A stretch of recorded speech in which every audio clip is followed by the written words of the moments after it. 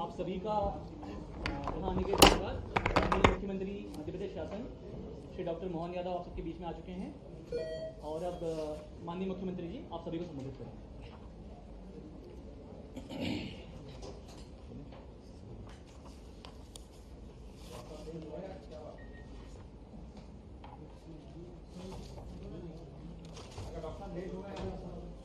मैं हरियाणा से ही सीधा आ रहा हूँ।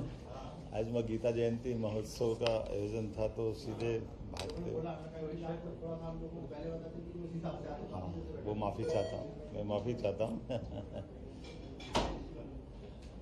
हमारी सरकार का 1 वर्ष होने आया है, ऐसे में हमारी सरकार के द्वारा कुछ कार्यक्रमों की रचना बनाई गई, जिसमें एक मुख्यमंत्री जन कल्याण पर्व जो 11 दिसंबर से लेकर 26 दिसंबर तक इसका आयोजन किया जाएगा। इस आयोजनों के लिए वृहद स्तर पर अलग अलग प्रकार के कामों को जोड़ते हुए लगभग 18,354 करोड़ के विकास कार्यों का भूमि पूजन लोकार्पण इस अभियान में किया जाएगा। संपूर्ण प्रदेश में 28 स्थानों पर ये तो चल रहा है, ये चलता है। अब आ रही? नमस्कार, आप तो आ रही है? मैं चल रही है, बिल्कुल ठीक। मध्य प्रदेश में विधानसभा चुनाव के बाद 1 वर्ष इस सरकार का हो रहा है। ऐसे में सरकार के स्तर पर हमने 2 प्रकार के अलग अलग अभियान और पर्व 2 तरह से मनाने का प्रयास किया गया। एक हमारी जन कल्याणकारी योजनाओं को नीचे तक पहुंचाने के लिए, जनहितैषी हितग्राहियों के लिए नगरीय स्तर पर सभी वार्डों में, पंचायत स्तर पर गांव-गांव के अंदर तक हमारी 56 प्रकार की जनहितैषी योजनाओं को लेकर के हमारे वार्ड के अंदर पार्षद, वार्ड के अंदर के अधिकारी, कर्मचारी, नगरीय स्तर पर नगर निगम आयुक्तों को हमने इसका नोडल ऑफिसर बनाया है, जो 11 दिसंबर से लगा करके 26 जनवरी तक लगातार 40 दिन तक हमारे विभिन्न प्रकार की जनहितैषी योजनाओं को लेकर के जनता के बीच जाकर के जो हितग्राही पात्र पाए जाएंगे उन सबको वह सारी योजनाओं का लाभ दिलाने के लिए अभियान चलाने का निर्णय किया है।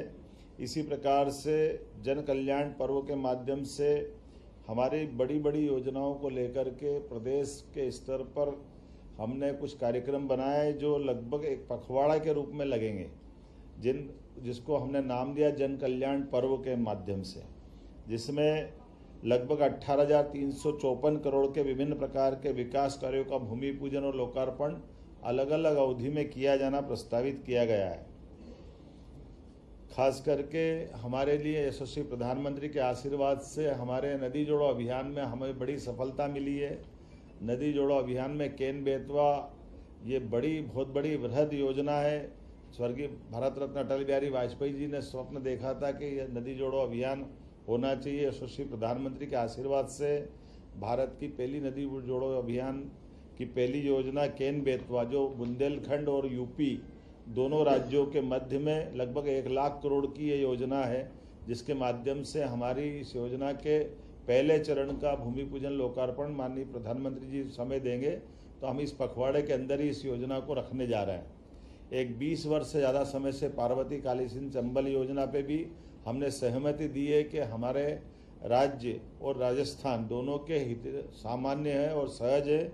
ऐसे में पुराने काल में लंबे समय तक इस योजना को, चूँकि राजनीतिक क्षेत्र में कठिनाई हुई रहती कि विपरीत राजनीति के जब राजनेता सरकार बनाते हैं तो कमोबेश इसकी कीमत हमको चुकाना पड़ी है, लेकिन अब भाग्य से राजस्थान और मध्य प्रदेश दोनों की एक ही दल की राजनीति के कार्यकर्ता होने के नाते से यशस्वी प्रधानमंत्री के इस आग्रह से हमने भी कहा कि पार्वती काली सिंध चंबल तीनों का जल आगे जाकर जमुना और जमुना से गंगा में जाता है, अर्थात गंगा बेसिन की नदियां हैं।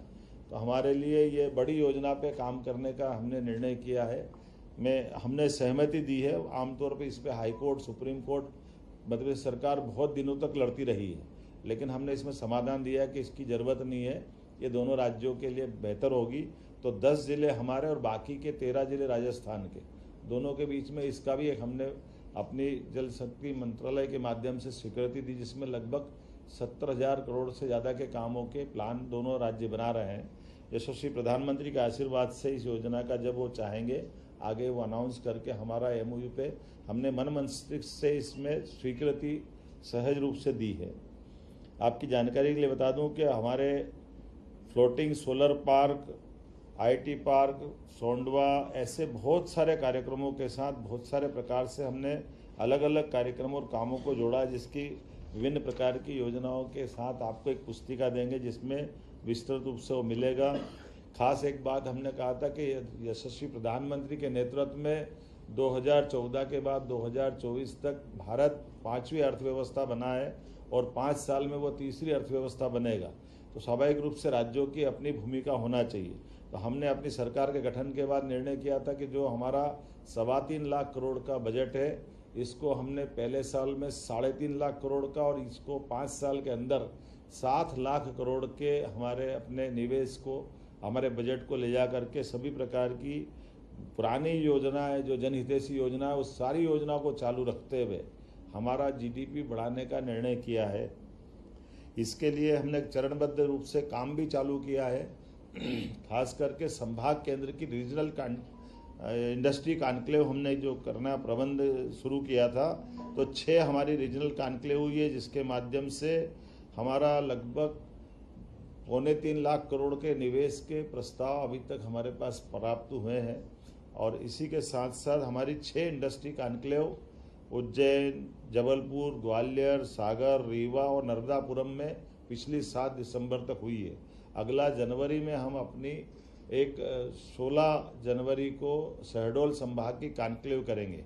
इसके तुरंत बाद फरवरी में हमारी ग्लोबल इंडस्ट्री कॉन्क्लेव होगी, जिसके भरोसे से हम विश्व की भी बाकी सारी निवेशक कंपनियों को आमंत्रित करते हुए हमारी सभी प्रकार की व्यवस्था में सहयोग के लिए औद्योगिकरण के इस माहौल में हम अपने प्रदेश वालों को, देश वालों को और विश्व की किसी भी वित्तीय व्यवस्थाओं से सक्षम एजेंसियों को हमारी सभी प्रकार की औद्योगिक निवेश की व्यवस्थाओं से जोड़ना चाहेंगे। मध्य प्रदेश का सौभाग्य है कि मध्य प्रदेश में पर्याप्त जल राशि है, पर्याप्त लैंड बैंक है, हमारी भूगर्भ क्षमता अर्थात माइनिंग के सेक्टर में हमने यशस्वी प्रधानमंत्री के नेतृत्व में साफ सुथरी हमारी जो खदानों की नीलामी की गई, इसमें मध्य प्रदेश सरकार को भारत सरकार के द्वारा प्रथम पुरस्कार दिया गया। ये हमारे लिए ये भविष्य की माइनिंग की बड़ी संभावनाओं में से हमारे लिए अब हम आगे प्रयास कर रहे हैं कि जो हमारा 10,000 करोड़ का इससे जो राजस्व प्राप्त होता है ये 5 साल में 50,000 करोड़ तक पहुँचे। और मुझे इस बात की प्रसन्नता है कि इसी साल लगभग 15,000 करोड़ के निवेश के हमारे करीब हम पहुँच रहे हैं। उम्मीद करेंगे इसी प्रकार से हमारी बाकी चीज़ों में भी, जैसे कृषि उत्पादक क्षमता हमारी बहुत अच्छी हुई है, लेकिन कृषि उत्पादक के साथ साथ हम अपने किसानों की आय बढ़ाने के लिए दूध उत्पादन में भी हमारी बड़ी भूमिका देख रहे हैं। और उसके आधार पर जो अभी 9% दूध उत्पादन क्षमता देश के अंदर कंट्रीब्यूशन में हमारी है, हम 5 साल में इसको 20% तक ले जाना चाह रहे हैं। इसी सिलसिले में लगभग हमारी जो नेशनल डेयरी डेवलपमेंट बोर्ड के माध्यम से MOU हुआ है, वो हमारी सभी दूध से बने हुए उत्पाद और उत्पाद से किसानों को ठीक से आय मिले। और हमने भी निर्णय किया कि दूध खरीदने पे भी हमारी सरकार बोनस प्रारंभ करेगी, अर्थात किसानों की आय बढ़ाने के लिए फसल उत्पादन के साथ साथ दूध उत्पादन में भी उनकी अपनी आय बढ़े, इस दिशा में हम काम कर रहे हैं। कुछ स्थायी प्रकृति के काम भी बहुत सारे चालू किए हैं, साथ ही साथ चिकित्सा क्षेत्र में भी हमने काम किया है। यद्यपि कुछ आंकड़े आपको जरूर बताना चाहूँगा, 2004-05 तक जब हमारी सरकार माननीय उमा जी के नेतृत्व में बनी, बाद में बाबूलाल जी गौर के नेतृत्व में बनी, बाद में शिवराज सिंह जी के नेतृत्व में बनी, तो हमारे 2005-04 के पहले हमारे पास कुल 5 मेडिकल कॉलेज थे। और 5 मेडिकल कॉलेज की तुलना में हमारे पास 2023-24 तक आज की स्थिति में हमने, मेरे आने के बाद 3 मेडिकल कॉलेज चालू हुए, उसके पहले के और बाद के मिलाकर के आज 30 मेडिकल कॉलेज हमारे अपने मध्य प्रदेश में हुए हैं। लेकिन ये 1 साल के अंदर हमारे 14 मेडिकल कॉलेज PPP पे और 8 हमारे निर्माणाधीन है, अर्थात अब 1.25 से 1.5 साल के अंदर लगभग हम 50 मेडिकल कॉलेज अपने यहाँ राज्य में लाएंगे। ये सबसे तेज गति से बढ़ने वाले हमारे मेडिकल चिकित्सा की दृष्टि से बड़ी उपलब्धि रहेगी। इसी प्रकार से 5 आयुर्वेदिक मेडिकल कॉलेज इसी साल हमने खोलने का निर्णय किया है। कुल मिलाकर के चिकित्सा की सभी विधाओं में लगातार प्रोत्साहन देने के कारण से 55 एक्सीलेंस कॉलेज भी हमने अपनी नई शिक्षा नीति के अंतर्गत राज्य सरकार द्वारा खोले गए, जहां पहली बार अपने कॉलेजों के अंदर सभी प्रकार की शिक्षा में प्रोत्साहन देते हुए महाविद्यालय के विद्यार्थियों को भी बस से आने जाने की सुविधा ये अपनी मध्य प्रदेश सरकार द्वारा प्रारंभ की गई है। हमने उम्मीद की है कि जिस प्रकार से गुड गवर्नेंस के लिए काल के प्रवाह में बड़ी बड़ी फैक्ट्रियां बंद हो जाती थी, मजदूरों को अपने हक के लिए कोर्ट कचहरी के चक्कर लगाना पड़ते हैं। उदाहरण के लिए हुकुमचंद मिल का 30 साल से उनके हक का पैसा मजदूरों का 7,000 मजदूरों का पेंडिंग था। हमने त्वरित गति से निराकरण करते हुए नीतिगत निर्णय लिया कि मजदूरों का भुगतान सरकार करेगी, बदले में मिल या बाकी चीज़ों की लैंड सरकार रख लेगी। इसके बलबूते पर हुकुमचंद मिल के आधार पर हमने 4,800 श्रमिक परिवारों को 224 करोड़ की धनराशि का भुगतान यशस्वी प्रधानमंत्री की मौजूदगी में किया गया, जो एक बड़ा अपने आप में ये उस संकल्प की तरफ ले जाता है जो निवेशक और श्रमिक दोनों के साथ सरकार खड़ी है। श्रमिक को भी हम अधूरे में नहीं छोड़ सकते। इसी प्रकार से जो भविष्य में हमारे पे भरोसा करने वाले इंडस्ट्रियलिस्ट है, काल के प्रवाह में लंबे समय तक चलाने के बाद टेक्नोलॉजी अगर पुरानी हो जाती है तो भी हम अपनी भूमिका निभाने को तैयार है। उम्मीद कर रहे हैं आने वाले समय में हमने जिस प्रकार से और भी कई काम किए, खास करके लाडली लक्ष्मी योजना, लाडली बहना योजना, इस पे हमने आने के बाद 250 रुपये चला है।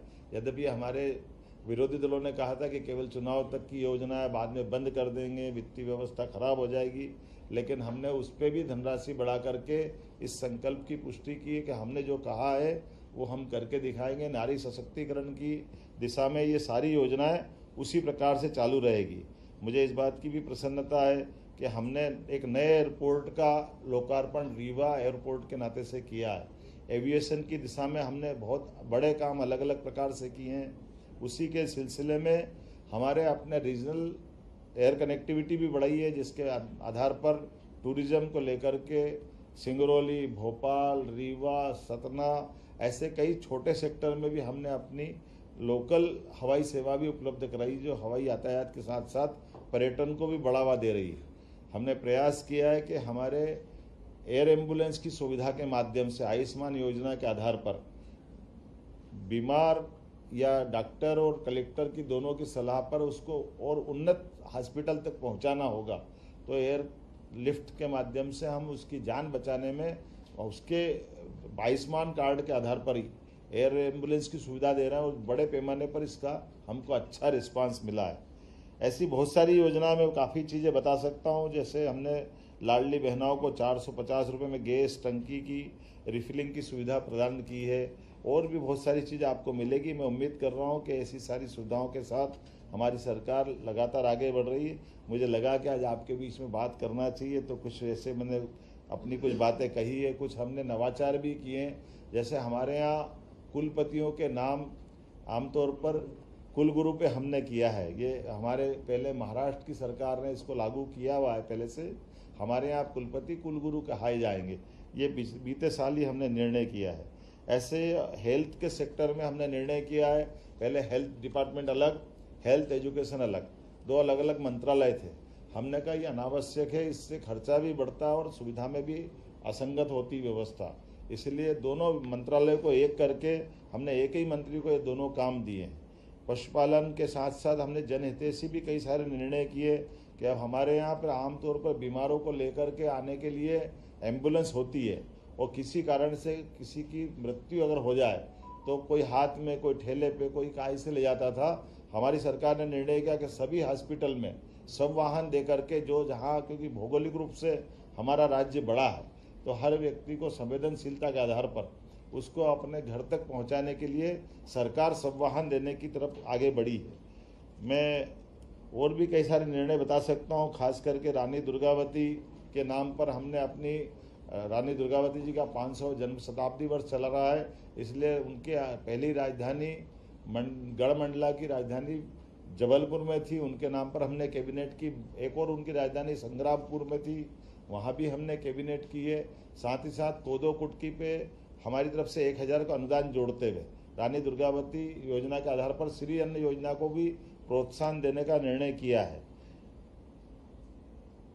बताने के लिए तो काफ़ी कुछ है, लेकिन मैं उम्मीद कर रहा हूँ कि ये सब आप आगे इस सारी बातों को धीरे धीरे। एक बड़ा काम हमने पहली बार ये किया है कि किसानों के लिए सीधे सीधे साइबर तहसील की व्यवस्था देश में पहली बार लागू की है। अगर कोई किसी की आमतौर पर कोई रजिस्ट्री करा लेता, विक्रय पत्र का पंजीयन कराता है, तो फिर पटवारी गिरदावर के पास नामांतरण के लिए उसको जाना पड़ता है। हमने प्रबंधन ये किया है कि जो भी कोई अपनी संपत्ति का हस्तांतरण करेगा, ऑटोमेटिक साइबर तहसील के माध्यम से उसका नाम चढ़ जाएगा। ये पहले देश में पहला प्रयोग है जिस आधार पर हमने सभी की सहूलियत देते हुए इस सिस्टम को बनाया है। इसके भी 3 चरण है। पहले एक बड़ा नंबर अकेला उसका हो रहा था, बाद में 1/2 वालों को भी ले रहे हैं, अब 1/3 अर्थात 1 नंबर के 3 हिस्से हो गए, तो तीनों का भी पंजीयन हमारे साथ हो ही जाएगा। इसी प्रकार से प्रधानमंत्री जी के एक पेड़ में माँ के नाम, इस अभियान के लिए भी हमने काम चलाया। पुराने जल स्रोतों के संरक्षण और पुनर्जीवन के लिए भी जल गंगा अभियान हमने चलाया है। और ऐसे ही साथ साथ हमारे यहाँ पर आमतौर पर आज़ादी के पहले जो पुलिस बैंड थे, जिसके आधार पर हमारी अपनी 15 अगस्त और 26 जनवरी की सभी परेड अच्छी गरिमा के साथ होती थी। काल के प्रभाव में धीरे धीरे करके वो बैंड के लोग रिटायर होते गए और पद समाप्त होते गए। हमने निर्णय किया कि वो 55 ही जिलों में पुनः पुलिस बैंड का अपना प्रबंधन किया जाए, और उसी आधार पर हमने पूरे प्रदेश में इसको लागू कर दिया है। इसी के साथ लगभग 1 लाख नई भर्ती के आधार पर हमने जो निर्णय किए थे, उसके बड़े पैमाने पर हमारी पीएससी और कर्मचारी चयन मंडल पे हमने अपनी रिक्वायरमेंट उन तक पहुंचा दी है।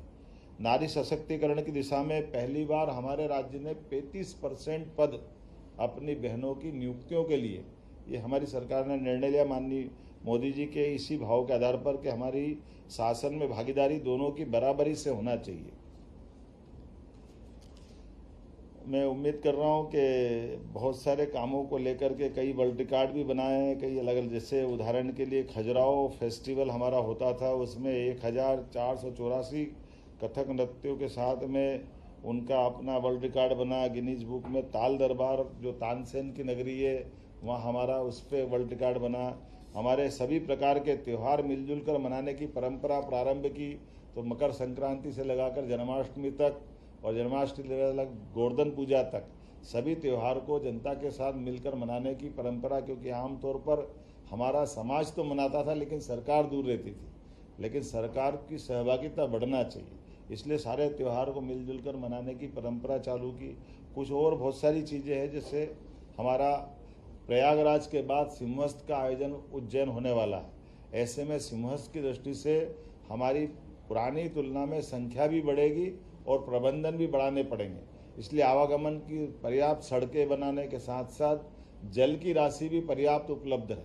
और साथ ही साथ जैसे हमारी लोग स्नान करने आते हैं क्षिप्रा जी में, लेकिन क्षिप्रा जी हमारे यहाँ कोई जल का बड़ा स्रोत नहीं है, कोई हिमालय हो या ग्लेशियर हो कि उसका जल राशि आ जाए।